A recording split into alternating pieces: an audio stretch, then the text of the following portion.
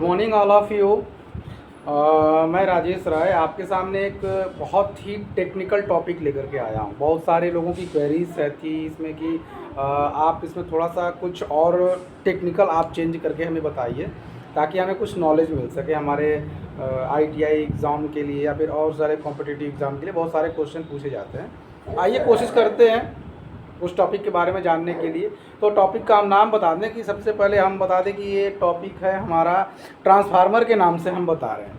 बहुत से लोगों ने पूछा था कि ट्रांसफार्मर के बारे में हमें डिटेल बताइए कि हमारा ट्रांसफार्मर कैसे काम करता है। जो हमारे गांव में ट्रांसफार्मर लगे होते हैं 250 kV के 63 kV के जो ट्रांसफार्मर होते हैं या फिर पावर हाउस हमारे जो भी ट्रांसफार्मर होते हैं, पावर हाउस से लेकर के जो भी टरबाइन में हमारा जो जनरेट किया जाता है पावर, उसको हम कैसे ट्रांसफार्मर से चेंज करते हैं। सारे ट्रांसफार्मर के बारे में आज हम पूरी डिटेल बताएंगे कि वो ट्रांसफार्मर कैसे हमारा काम करता है, पूरे डिटेल में हम बताएंगे।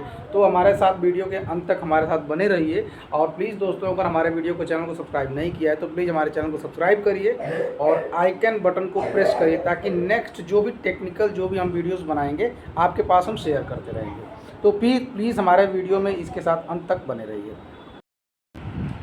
तो दोस्तों, मैंने आपको बताया था कि ट्रांसफार्मर के बारे में आज हम डिटेल बताएंगे। ट्रांसफार्मर एक्चुअली होता क्या है, सबसे पहले बता दूं कि ट्रांसफार्मर हमारा किसी भी वोल्टेज को अप और डाउन करने के काम में लाया जाता है। चाहे वो कहीं भी कोई भी ट्रांसफार्मर हो उसको अप या डाउन वोल्टेज करने के काम में लाया जाता है। 2-3 टॉपिक में बता दूं। सबसे पहले ट्रांसफार्मर के बारे में।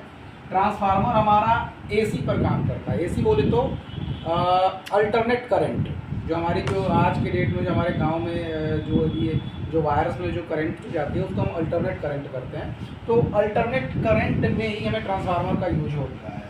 दूसरा चीज़ हमारा होता है कि हमारा ट्रांसफार्मर 2 तरह से होता है। एक सेटअप ट्रांसफार्मर होता है, एक सेट डाउन ट्रांसफार्मर होता है।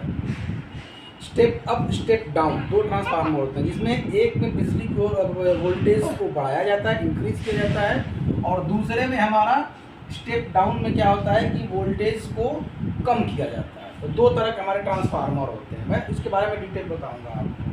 तीसरा हमारा मैंने आपको बताया कि वोल्टेज को बढ़ाने या घटाने के ही काम में आता है हमारा ट्रांसफार्मर। मेन चीज़ यही होता है। आज आइए मैं आपको बता दूं सबसे बड़ा प्रिंसिपल क्या होता है इसका, ट्रांसफार्मर का प्रिंसिपल। ट्रांसफार्मर हमारा मेनली काम करता है, हिंदी में अगर बोलूँ तो अन्योन प्रेरण के सिद्धांत पर हमारा ये काम करता है, जिसको हम इंग्लिश में बोल सकते हैं इलेक्ट्रोमैग्नेटिक इंडक्शन। इस 2 प्रिंसिपल पर हमारा काम करता है। हिंदी में बता दें तो अन्योन प्रेरण के सिद्धांत पर काम करता है, और दूसरा हमारा इलेक्ट्रोमैग्नेटिक इंडक्शन, इलेक्ट्रोमैग्नेटिक इंडक्शन के तौर पे काम करता है। ठीक है। इसके बाद अब हम स्टार्ट करते हैं ट्रांसफार्मर के बारे में डिटेल जानने के लिए।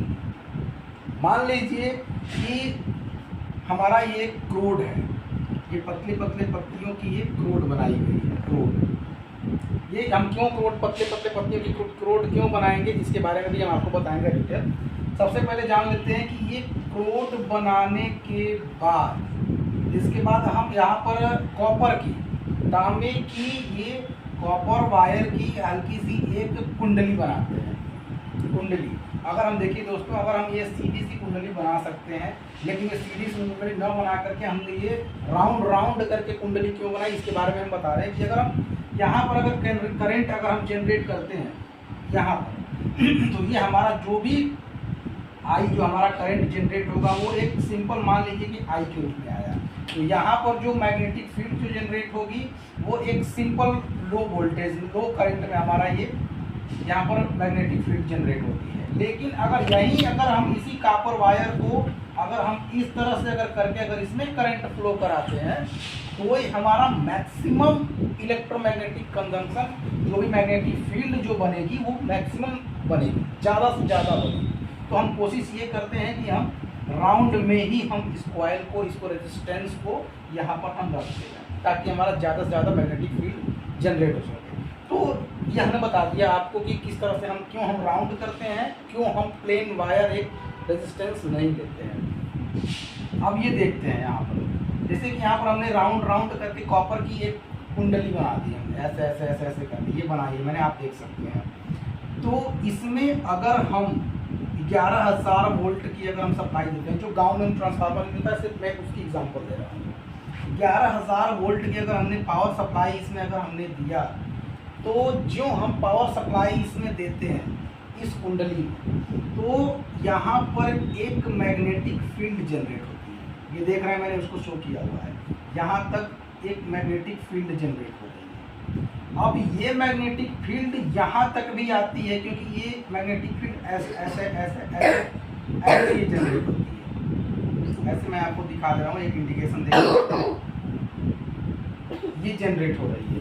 तो ये मैग्नेटिक फील्ड जब इस कुंडली तक पहुँचती है यहाँ तक, तो यहाँ पर एक इलेक्ट्रोमोटिव फोर्स, जब ये मैग्नेटिक फील्ड यहाँ तक जनरेट होता है तो इलेक्ट्रोमोटिव फोर्स जनरेट होता है, विद्युत वाहक बल जिसको हम हिंदी में कहते हैं, ठीक है।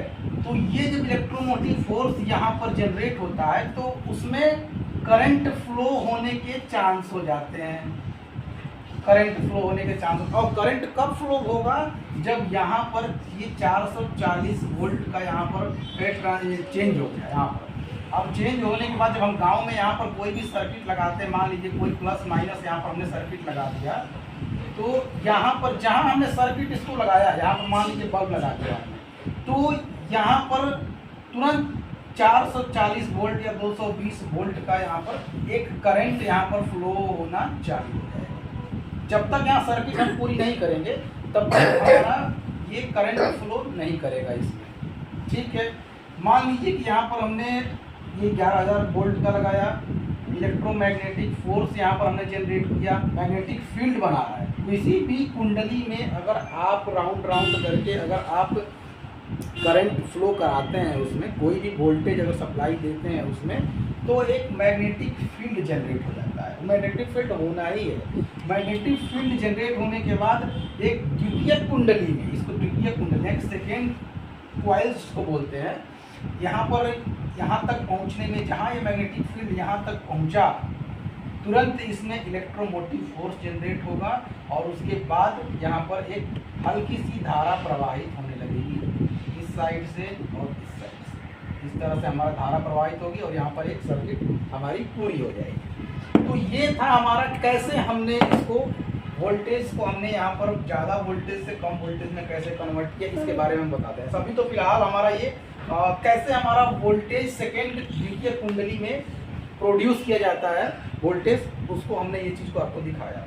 अब ये चीज़ हम दिखाते हैं कि ये कुंडली हमारी ऐसे है, कुंडली हमारी ये कैसे है। एक कुंडली में हमारा मान लीजिए कि ये कम बाइंडिंग यानी कि NS नंबर ऑफ जो कॉइल्स होते हैं, अगर हम यहाँ पर कम रखते हैं और यहाँ पर हमारा ये हमारा कुंडली ज़्यादा है, ठीक है। तो इसके बारे में हम बता दें कि जैसे कि अगर यहाँ हमने ज़्यादा कर दिया कुंडली, तो यहाँ पर हमारा रजिस्टेंस ज़्यादा हो गया।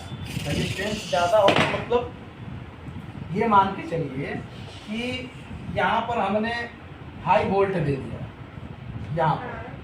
यहाँ पर हाई वोल्ट दे दिया, नहीं सॉरी, यहाँ पर हमने हाई वोल्ट दिया है और यहाँ पर हमारा वोल्टेज कम हो जाता है।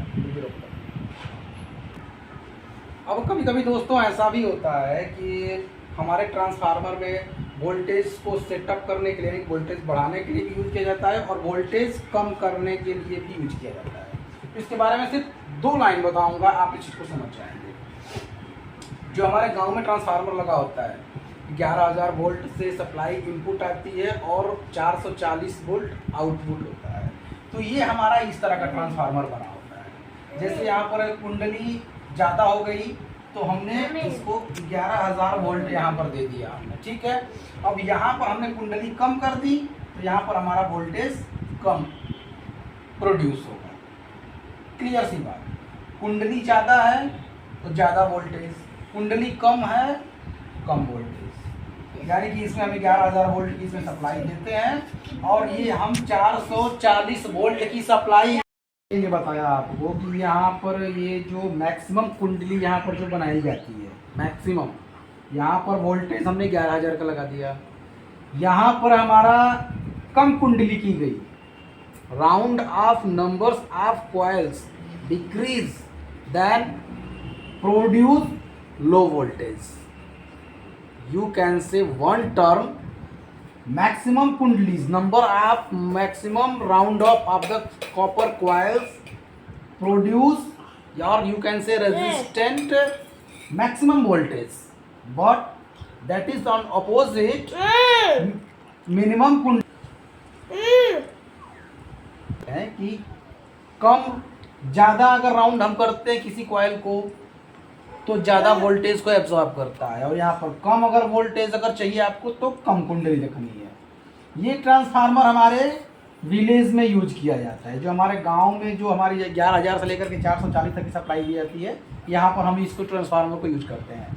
हमारा जो टरबाइन के बाद जो ट्रांसफार्मर हमारा जो ट्रांसमिशन लाइन में जो यूज किया जाता है, जो हमारा टरबाइन से हमारा मान लीजिए 132 के भी यहाँ पर हम प्रोड्यूस कर रहे हैं, तो यहाँ पर कम कॉइल लगा करके इसमें हम सप्लाई देते हैं और फिर उसको हम ज़्यादा वोल्टेज में यानी कि 440 केवी जो एचटी लाइन होती है, बिल्कुल एचटी ट्रांसमिशन लाइन होती है, इसमें हम सप्लाई करते हैं यहाँ पर ज़्यादा से ज़्यादा कुंडली लगा करके। तो ये हमारा सेटअप ट्रांसफार्मर होता है। ये इसमें हम कम वोल्टेज से ज़्यादा वोल्टेज कर रहे हैं, यानी कि कम कॉइल ज़्यादा कॉइल, कम वोल्टेज ज़्यादा वोल्टेज। गांव के लिए ज़्यादा वोल्टेज कम वोल्टेज, ज़्यादा कॉइल कम कॉइल। आशा करता हूं कि आप ये हमारा ट्रांसफार्मर का जो भी एक मोटा मोटी जो स्ट्रक्चर है आपको ये पसंद आया होगा। तो अगर इसके बाद हम संडे को आपको नेक्स्ट एक अच्छा टेक्निकल टॉपिक्स लेकर के आएंगे, जो अभी हम प्रिपेयर करेंगे इसके लिए। तो अगर हमारे चैनल को आपने सब्सक्राइब नहीं किया है तो प्लीज़ हमारे चैनल को सब्सक्राइब करिए और आइकन बटन को प्रेस करिए, ताकि हम नेक्स्ट जो भी टेक्निकल वीडियोज़ होगी आप तक हम उसको पहुंचा सकें। जय हिंद, जय भारत।